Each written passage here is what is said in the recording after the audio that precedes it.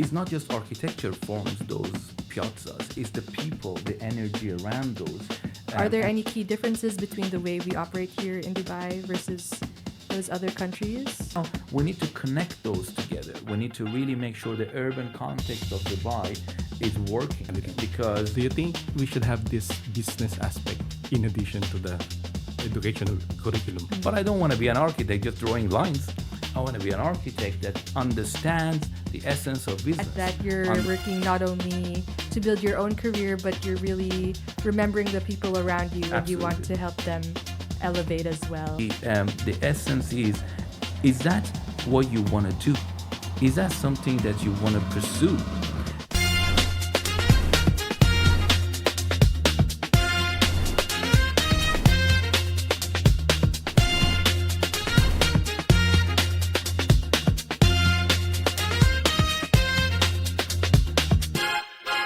Welcome to Lines to Legacies. I'm your host for today, Irene Domingo, and I am here joined by fellow architect Patrick Soriano. Thanks for having me for a second time. Welcome back. And today we are joined by Pedram Rad. Pedram has been at the forefront of shaping Dubai's architectural identity. Throughout his career, he has led and contributed to many of the UAE's most transformative projects, developments that not only define the city's skyline, but also enrich the human experience within them. His impressive portfolio includes projects such as Emirates Towers expansion, Dubai Towers, Arabian Ranches, Dubai Hills, Jumeirah Burj Al Arab renovation, City Walk 4, and Expo Valley. Welcome, Pedram. Thanks for having me here today. Thanks and for I'm joining. excited, and hopefully we can have a nice chat. Yeah, so let's welcome. get right into it. Yeah, sure. You've been part of Dubai's architectural journey for more than 2 decades now. But can you take us back to what drew you into architecture and how you started, how you were inspired to get into this field? Absolutely. I think I'm going back to childhood when architecture become part of our society, and the construction technically happening around our houses, and as a child I was always quite inspired by how the space are really impacting people, and that's why I was either with Lego or by sand making the space of the houses that were under construction. So that becomes sort of a start of thinking about architecture. But of course, as we move to more of a university, then architecture become part of the journey of my career, and so here we are, today. And where did you grow up? I grew up in Iran. So Iran, and particularly Rasht, is my city that I came from, and then I went to university in Tehran. And did you have any influences in the family or some friends? But the family mainly were in the construction, not necessarily architects, but they were building, because traditionally people built houses. Not necessarily being an architect, but they were like a builder or property developer, but not necessarily an architect. But they knew how to build houses related to the lifestyle of people where we were living. So therefore that was the start of understanding how the spaces impacts people here and there. Yeah, you said that your passion starts from the Lego, the Lego thing. And how that initial spark evolved and deepened over the years, due rapid changes. Absolutely. I think architecture is not just about building. That's my opinion. Architecture is a very wide range of, let's call it art, let's call it music, let's call it sculpture, let's call it even philosophy, even psychology. When I was a student, I was not only focusing on architecture, because architecture has all of this range, and we used to go a lot of let's call it philosophy kind of research to make sure that as a human being who we are, because architecture has a very direct relationship with human. We build houses and buildings not because of we like to do, but because of the need of human, because the human needs that, and that's how that evolves over years, So therefore, architecture become part of my life. Not necessarily I'm an architect by profession, but architecture is the essence of my day to day. Hmm. Yeah, I think that's a good point. Not only psychology, I think people's emotion is important 100%. when you have this. Like I think in one of the recent podcast that we had, I think we're talking about emotion, how people perceive the space that we are creating, Correct. and how they are they happy after they went to this beautiful piece of art that we have done. I think what's your thoughts on? I go back to history because we need to learn from history. We need to learn from centuries of. You go to, let's call it Domo de Milano or any of those piazzas in Europe, and it's been for centuries there, right? So people go there. It's not just architecture forms those piazzas; it's the people, the energy around those, and you can see the livelihood of those piazzas and plazas and the cities, because the city is built around a certain principle. If you look at most of the traditional cities, you have the main piazzas, and then you have the palaces and the castles, and then around that you have other activities, and that's how people kind of reacts to architecture. And all of the announcement, happiness, celebration was all of this in those piazzas. So I think is people emotion and people reaction to architecture is quite key, even in modern life. So you can see the people when they go to a Central Park, when they go to Hyde Park, when you go to a museum, how you react based on the situation and the location that you're in. Yeah, agree 100%. Yeah. And I think that can also be seen in modern times here, especially in Dubai. Such a unique and prominent skyline, lots of buildings that are iconic. Once you see it, you know that it's in Dubai. In your 20 years here in the industry, how have you seen that transformation? Dubai is a very unique place. I mean, first of all, it's 25 years. 25 years.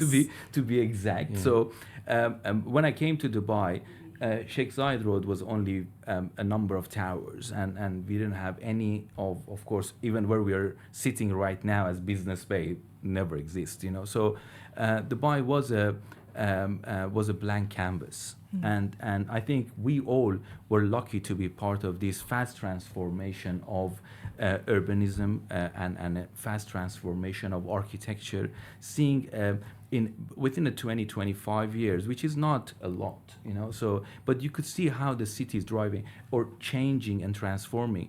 We were driving today, and you can see the city is just growing, not only in population, but also in the volumetric ways, in buildings, in public spaces, in all of the activities. And I think Dubai actually is one of the unique cities in the world that has that dynamic. Yeah, I agree. I think 25 years it's not I would say not a normal, for a city to Evolve, To grow, develop like yeah. this. evolve like that. Correct. I think it's primarily the vision of the 100%. Yeah. 100%. I think the leadership here, especially His Highness, always, and I call Dubai a visionary place. It's not just only defining vision for themselves, but they're defining vision even for us as a professional people or expats coming here. And when the city grows, and my mom always had a very, I mean, she's not an architect, she was a teacher, but she was saying that when you see in a place that growth is happening and you're part of that growth, you will grow as well. Yep. Because it's just a part of the journey of the city or of the place. So that's why there is, of course, always a saying that you always follow the successful people, right? Because they did it. So rather than opening a new chapter, you follow the successful I agree. Yeah, that's correct. ideas or so I think that's how Dubai not only influence the world and the architecture. I believe even as an individual, as an architect or any profession, I think Dubai has a ground. And diving deeper into what you said about how Dubai is a growing place and you want to grow with it, Can you tell us of any project that you have worked on where you grew as a professional? You learned a lot through leadership skills? Absolutely. I think I had a privilege to work with many, I can call it great architects. When I was a younger architect back in the days, I worked with Hazel Wong, Carlos Ott, and even Sir Malcolm Hopkins, and as well as through Simon Fraser and the team in Dubai. And where I got inspired is just like Dubai gave us a platform to really work with any architects and any firms that we like to work with and learn from them. I mean, I had a privilege again to work with Foster and Partners and SOM and other firms through different type of projects, and the evolution of all of these projects from the day one that where we were doing part of Dubai International Property. We were doing Dubai Towers as an example. One of His Highness' idea was to have Dubai Towers in all the cities in GCC. So we have done Dubai Tower in Doha, we have done Dubai Tower in Jeddah, we have done Dubai Tower in even Turkey in Istanbul. So all of this was the transformation and also transferring the knowledge and the know-how to other part of this GCC area, which right now is part of a kind of a European Union type of things, here. So I think those consistency, at least in my profession, kept me where am I today, and how I'm going to look at it, because every opportunity gives you a piece of advice, a piece of a lesson. So you take it and you keep it in your library, and you use it as you move forward. We have seen 2 or 3 a very challenging time, in Dubai. I don't know, you remember 2008-9, we had a big recession, which completely put us on a different situation as architects or other profession.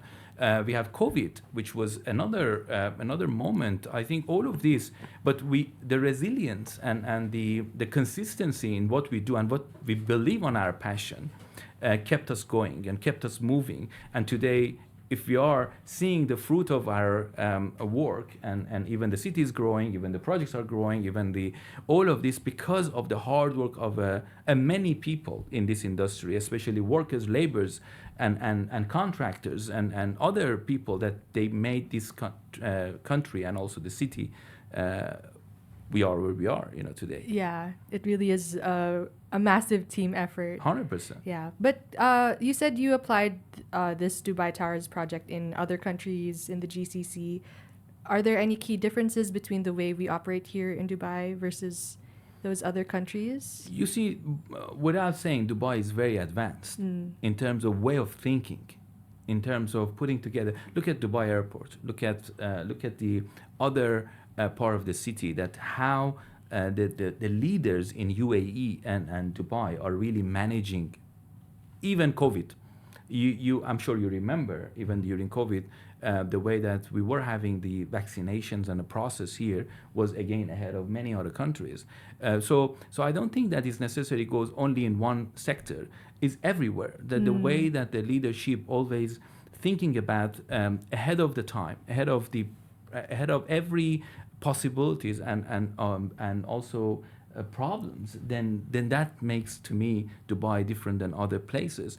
And when you're saying the comparison, of course, by far Dubai is in a different platform, or UAE is in a different platform. However, having said that, other countries and other areas or other regions also following, which is a great thing. And this is amazing. I mean, you can see KSA is moving to a different pace and a different platform. You can see Qatar having another one. You have seen also Bahrain, and you have seen also Oman. All of these countries are really kind of trying to really kind of make sure that we are all aligned in terms of the vision. I believe at this in GCC. Yeah.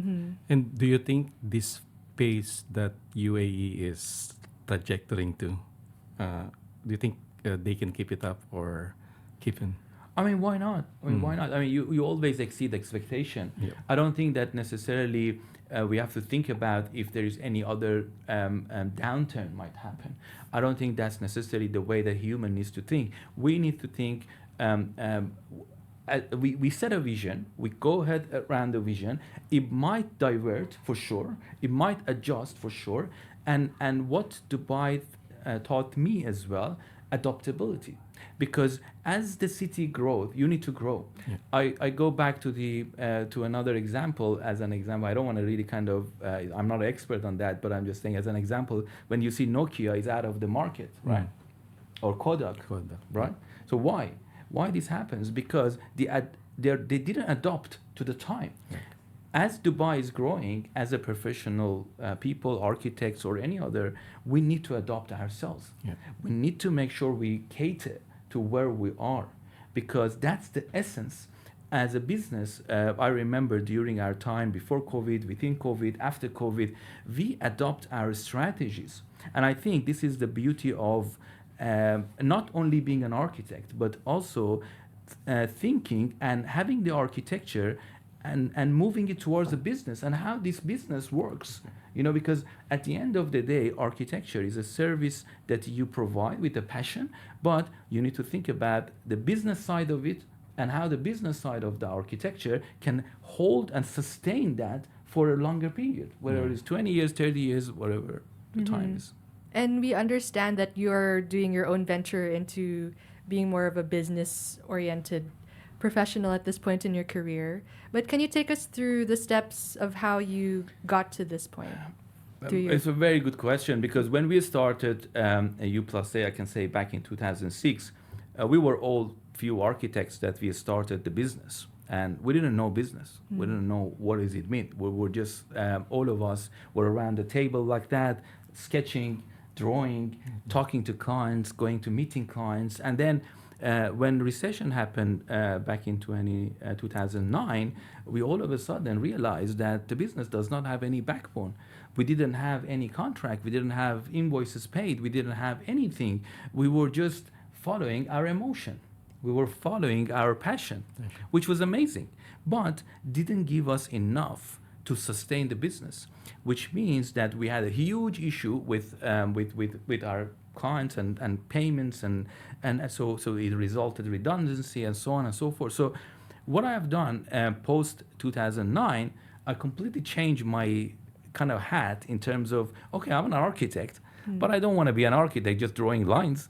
I want to be an architect that understands the essence of business, understands how the business works, understand what is the requirements of running and making a successful architecture studio, which is very rare.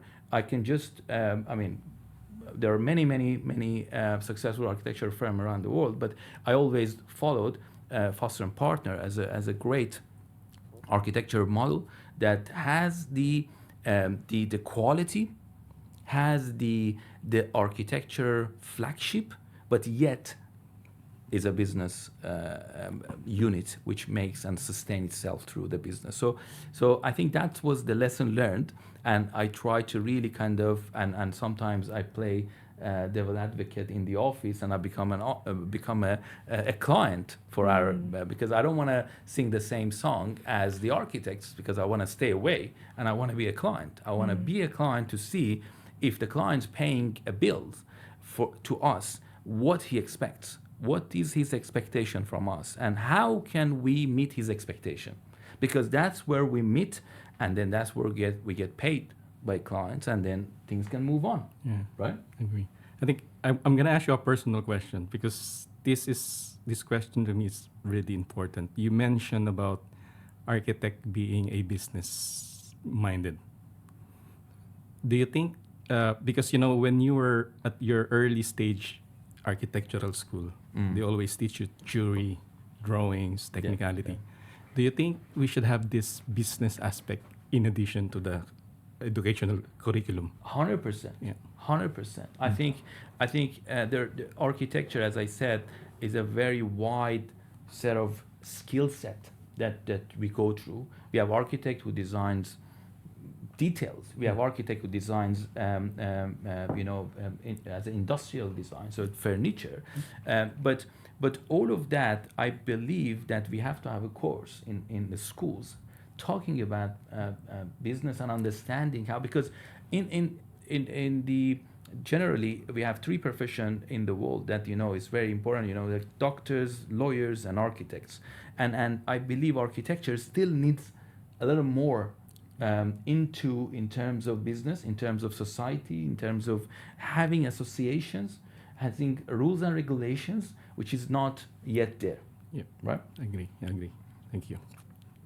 And as an architect, what is something that we should know, even if we don't want to establish a business, or maybe that's not something we envision for ourselves yet, but what is a valuable lesson as a business person that an architect should know?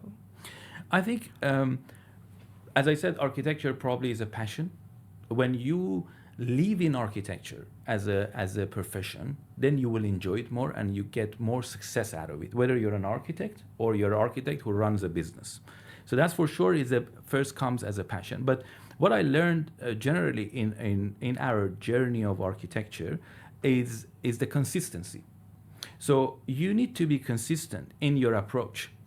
Unfortunately, many times people fail, and the failure is not about that they're not a good architect. The failure is just the consistency is not there. You're there, you'll change lanes all the time. You move from here, you move there, and every of those change lane and exploring different opportunities or different ways, it just brings you back again, because you have to start from zero. I remember when 2009 the recession happened, and we were also in a kind of thinking with other partners that to close the office. And I remember I was driving in Sheikh Zayed Road, and I said to myself, I said, we have done a lot of things in this city since 2001.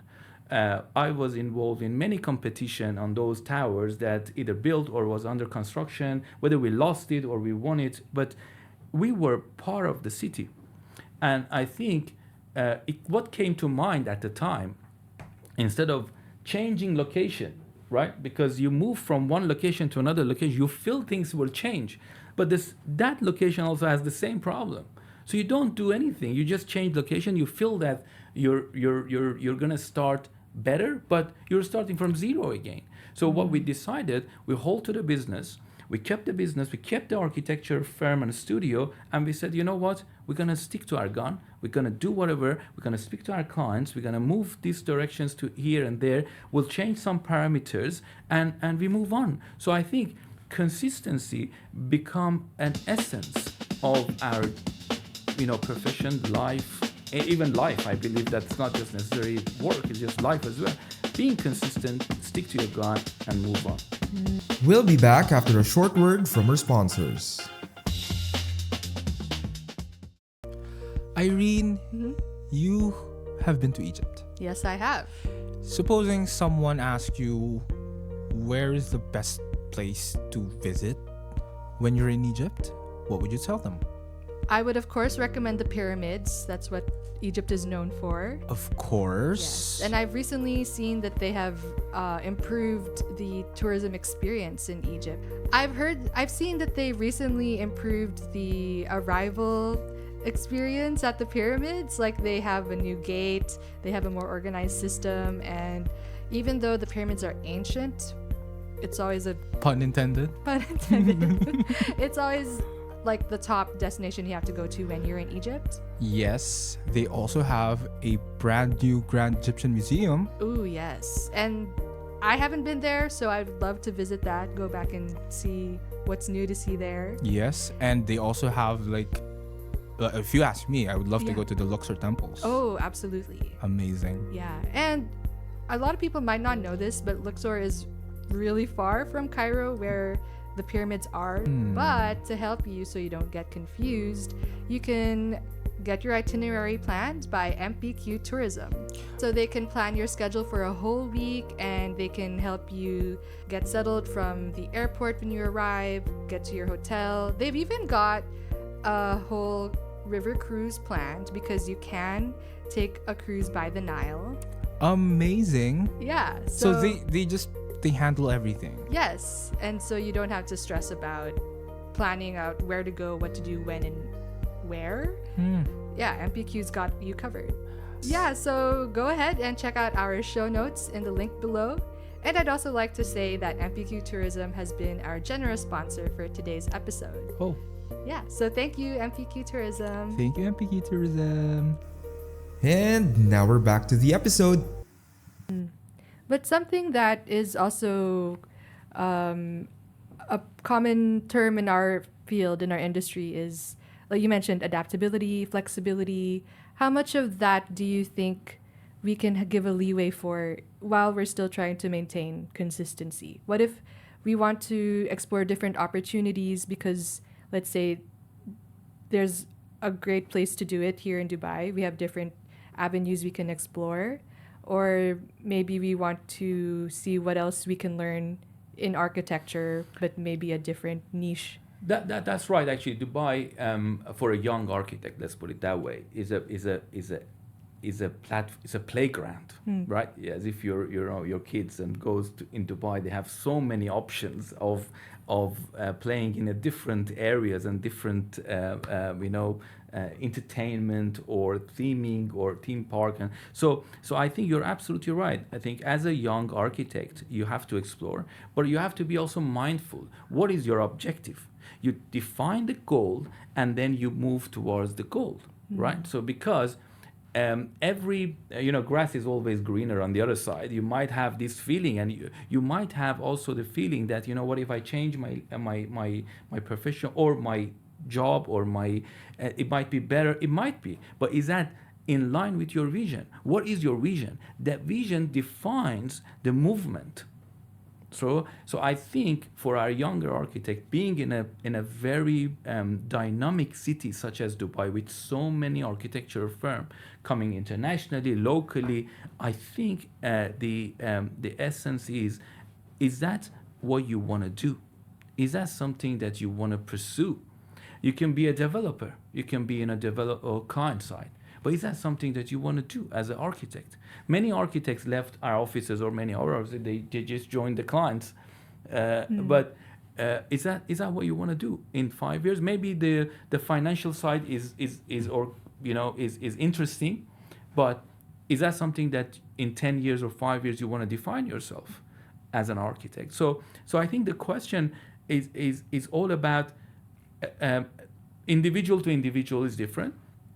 And also, when you define the vision, you carry with your vision. And was there a time throughout your career where you had to shift your vision a bit or divert? Absolutely. I left RMJM and I joined developer Nakheel. And I worked in Nakheel before forming U+A. And that was one of my great experience, but was a tough experience because I thought maybe I'm disconnecting myself from the architecture kind of society. I've become someone who I am not, because when you're sitting on the other side of the table, you have to decide, or you have to echo or amplify something that might be you don't believe it sometimes, because it's about other priorities. It's not about only architecture. Is about other priority, which could be commercial, could be other, which that makes a paradox, a difference between my profession and what I believe and who I want to be. So I think stepping down on that situation and moving to U+A and having that office and studio was a right move. It was a tough one, but it's a good legacy, I think, after 20 years of being on that. And I think it says a lot about how you take your experiences as you grow and you take the opportunities as they come as well. 100%. Yeah, I think the mindset as well that what you're trying to believe in, that you wanted to do, because I know Yes. sitting on a different side of the table is different from having on the consultant side, because it's really, really I would say not depressing, but it's something lacking in you what you're trying to do for the longest time. Absolutely. And now, can you tell us about any specific projects that you worked on that have helped you define that value in yourself, where you really cannot compromise your values and your work, like they have to merge together? I think I answer this question in a different way, because all of our clients in Dubai, they already set some goals for us and expectation that we met. Sometimes it might not 100% agree or like the way, but I think we manage to meet those expectations and bring that to a way that makes that vision better for the client. So if the client's objective was to make the best ROI of the investment, Yeah. we try to make sure that this ROI is meaningful through architecture, is meaningful through a space planning, is meaningful through a construction process.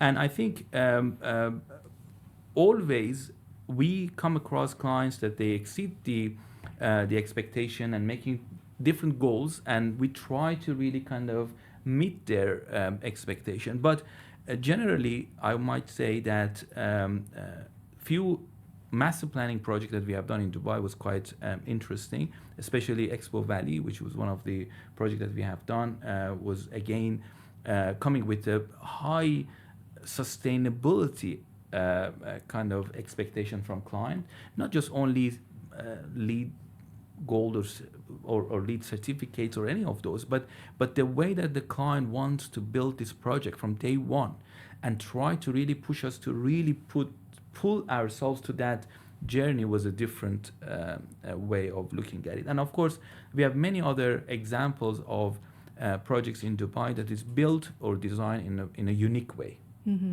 Either is a construction because of height, or is a high-rise building, or is a project that has certain values that the client wanted to have.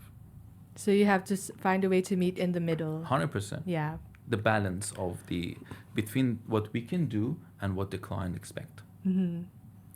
Patrick, you were... I think I would follow up to Irene's question, because I know you need to meet client expectation, etc., etc. But do you think it's important also to, the local requirements of or regulation, I would say? Yeah.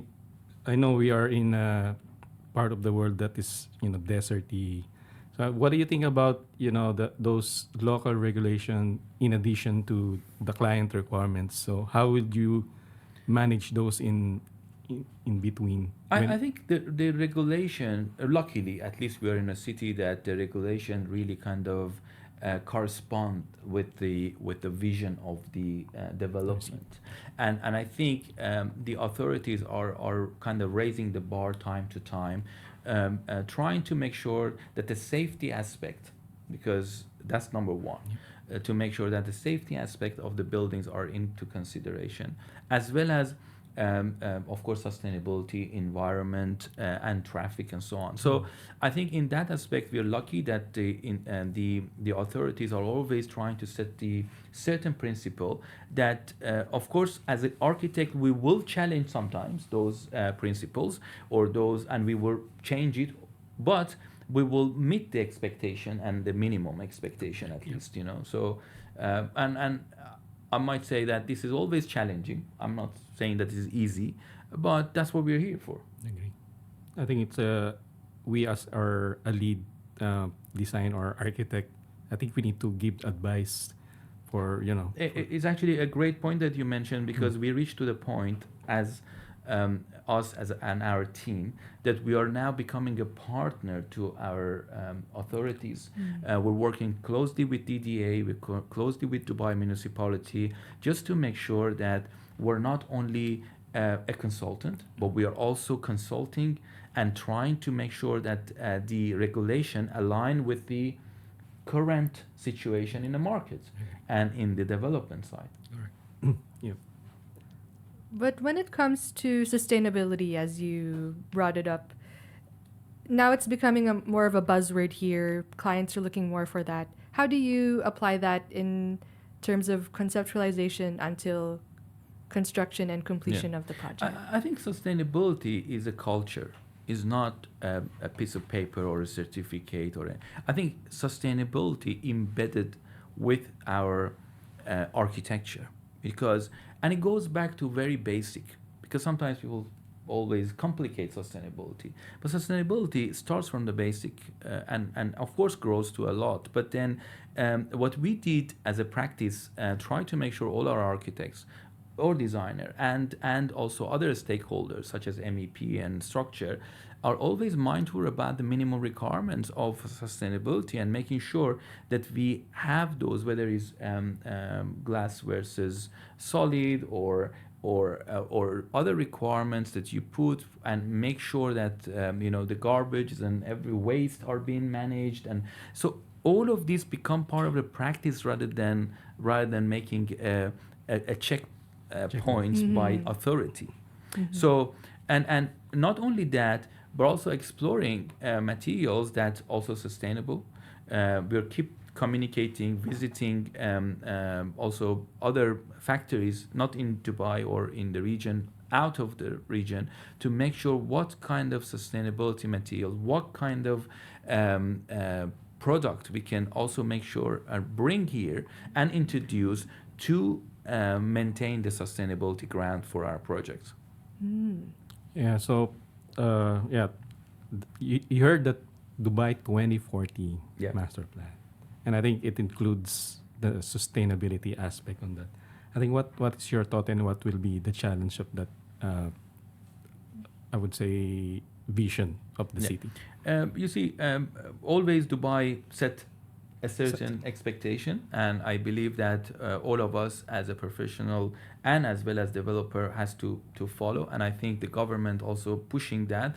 But the challenge is Dubai has been built over 25 years with a lot of mini master plans, a lot of towers and all of that. And now we need to connect those together. We need to really make sure the urban context of Dubai is working, because unfortunately that we're having a heavy traffic and the population is growing, and these old pollutions are not healthy for a city. So how do we ensure that the public transport as well as the pedestrian, as much as possible, of course, whether it could be air conditioned or not, that's another question, but then at least with more greenery that we bring and we expose to the city, then bring that sustainability aspect to the environment and the urban context of the city. But it will be challenging for sure. It will not be an easy task, but it's not impossible. I think as a human, we always make things difficult for ourselves, and then we try to find solution for it, right? So I'm not. I'm super Very positive that that can happen soon. I agree. Yeah. Interestingly enough, earlier with another guest, he also expressed how, as architects, we do tend to make things a little more complicated. Yes. But I think that's the trade-off with coming up with a better solution that can be applied. We have to push the limit. We have Yeah. to push the envelope, because otherwise, if you don't test and trial as a human, again, we never move. So all of these, it's a challenge. We have a challenge, but I don't think that's impossible to address it, or at least to resolve it to some degree. Right. So when we look back, or when you look back on your 25 years of experience, is there any advice you would give your younger self when you were first starting in this industry? I think, as I said, all of our young architects needs to be a little bit more consistent in terms of their approach, and also at the same time focus on what is their drive as an architect. So because I think distraction and moving, because as a human, again, in a new world, we're less passionate or less also. We want everything to happen in a very quick turnaround. Younger generation are having not as patience as us, So I believe that we need to perhaps remind them about how to be consistent in their approach, and how to really kind of learn through the process and take it to the next step of their career. But at the same time, I think also they have to take a great opportunity that we have here. So we should be very grateful where we are and how to really make that to the next step, whether it's a local Emirati architects or expats. And I think this is another beauty that probably we're facing right now. Many new generation, which probably our new generations are from Philippines, from other countries, studying in Dubai architecture, either in Dubai or other Emirates, and they will be the next generation of Dubai architects. So those people, those individuals are going to be graduated from American University of Sharjah or Ajman or any of those. They will come to the market, and they are the one that who grew up in Dubai. They lived in Dubai, and now they are in the architecture society of Dubai. So there's a big mission for them, in my opinion, and they have to be really ready to take this legacy that others, expats, we came and we did, and to the next step is their mission. They have big shoes They're to fill. big shoes to fill, exactly. Yeah. And with your new company, Elev8 Architects, how do you apply that advice with your team? Elev8 Architects is really a family, because I work personally with many of those architects in the past number of years, close to 15 years. And the diversity in the culture and nationalities, that's what excites me.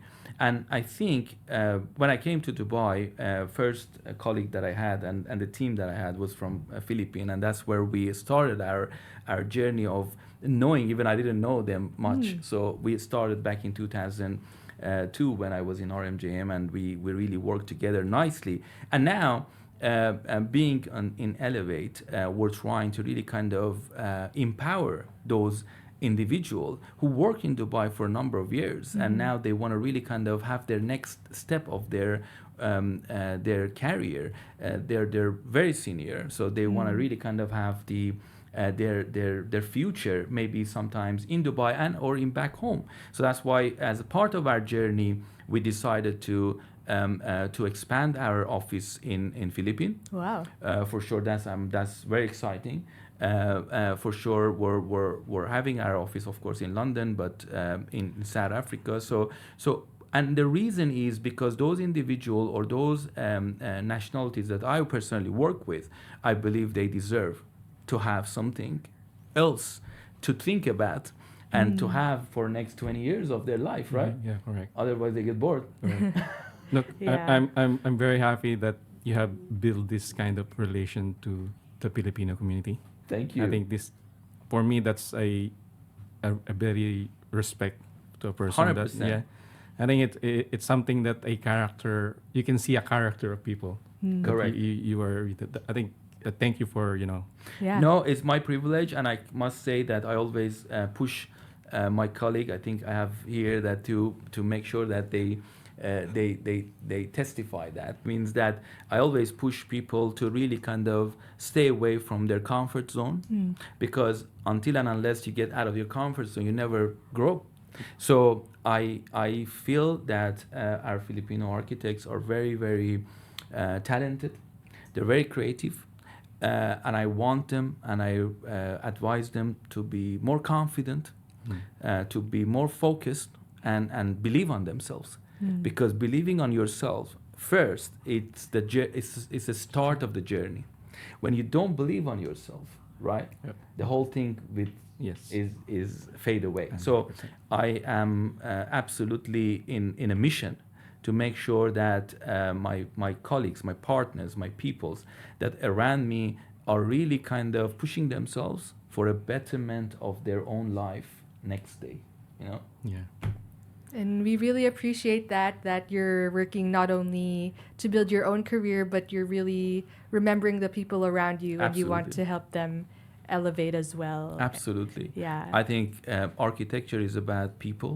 Architecture is about human and human nature. And I think as part of my, at least, mission is to encourage, empower people that I see around myself. because somebody else gave me that torch, one day. So I need to pass it on to next people. And I think and as you know, that architecture is not a one-man show. Yeah. It's a teamwork. In many projects that you mentioned and we mentioned, the success of the project doesn't go to one person. The success of the project goes to the team. Absolutely. To each and every person's works on this project. So I want to give them the opportunity to work, and I'm sure, I'm confident that they can take it to the next step. I'm really excited about it. That's excited, and we're excited for you as well. And as we wrap up, what do you look forward to in terms of the industry's growth here in the GCC and as well as your established offices? I think in a new journey, I like to focus on, rather than expanding only on numbers or volume of work, I like to focus on a quality that I perhaps is my next mission, to make sure that we the number of people in the offices or in the studios not growing too fast and too big, which will be difficult to sustain, and also the quality will be compromised.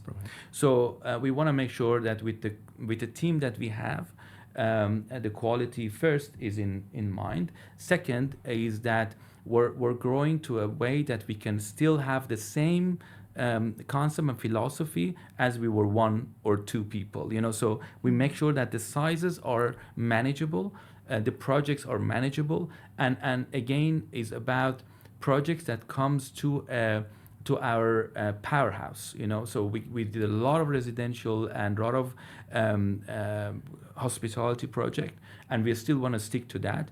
We might not go to healthcare or entertainment and other, but we want to focus on the projects that we are good at. We want to focus on a betterment of the architecture and design that we missed maybe at some point in the past for whatever reason. So this is the journey about quality. It's the journey about consistency. It's the journey about having a transformation in our business. And we're excited to see that. Thank you so much. Me too. Thank you. Yeah. Thank you so much, Pedram. Thank All you right. for having me. Thank you, UAP. I'm really excited about your expansion as well, not just only on the names and awards, but also really kind of trying to gather the Filipino architects under one roof. Yep. And trying to make a tone and voice that really kind of represent you guys. And I'll be more than happy to contribute as much as possible in that journey with you. We appreciate that. That'll be great. Yes. Thank you so much. Thank you so much. Thank you. All right. Thank you. Thank you. Lines to Legacies is a production by the United Architects of the Philippines Dubai chapter. It's directed by me, Alexis Reyes. Edited by Marvin Berses and Surzan James Gulay. Research and writing by Katrina May Lim and Marivic Matiliano. Hosted by Alexis Reyes, Irene Domingo, and Monica Morebi. Special hosts are Patrick Soriano and Carmina Austin Mamangun. Guest coordination by Van Adrian Latigay. Social media managing by Norlene Clarice Felizario, Edna Marie Optinalia, and Ran Dudang. Production design by Onofre Yao and Junilin Gallo. Operations is by Chris Garcia. Introduction is by Camila Latigay. And the podcast beat was produced by Patrick Soriano. Follow us on all our social media platforms at Lines to Legacies. See you next time on another episode of Lines to Legacies, a production by the United Architects of the Philippines Dubai chapter.